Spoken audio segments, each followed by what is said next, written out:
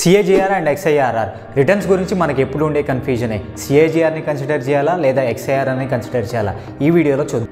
Suresh 2020లో 50,000ని లంసమ్గా invest చేశాడు and 2025 వచ్చేసరికి దాని వాల్యూ 1 lakh అయింది. ఈ సినారియోలో CAGRని కన్సిడర్ చేయాలి. సురేష్ చేసిన లంసమ్ ఇన్వెస్ట్మెంట్కి CAGR 14.87%. CAGR అనేది ఇనిషియల్ ఇన్వెస్ట్మెంట్ అండ్ ఫైనల్ రిటర్న్స్ని బేస్ చేసుకొని యావరేజ్ని క్యాలిక్యులేట్ చేస్తారు.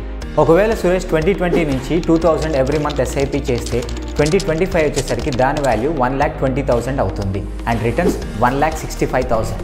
ఈ సినారియోలో XIRRని కన్సిడర్ చేయాలి అండ్ తను ఇన్వెస్ట్ చేసిన SIPకి XIRR వాల్యూ 12% అవుతుంది. XIRR SIPస్ని, విత్డ్రాస్ని, ఇర్రెగ్యులర్ ఇన్వెస్ట్మెంట్స్ని అండ్ మార్కెట్ ఫ్లక్చుయేషన్స్ని బేస్ చేసుకొని యావరేజ్ అవుతుంది. సింపుల్ టర్మ్స్లో చెప్పాలంటే లంసమ్ ఇన్వెస్ట్మెంట్ అయితే CAGR అండ్ SIP అయితే XIRRని కన్సిడర్ చేయాలి. ఈ వీడియో కనుక మీకు నచ్చినట్లయితే లైక్ చేయండి, షేర్ చేయండి, కామెంట్ చేయండి and do subscribe to true wealth.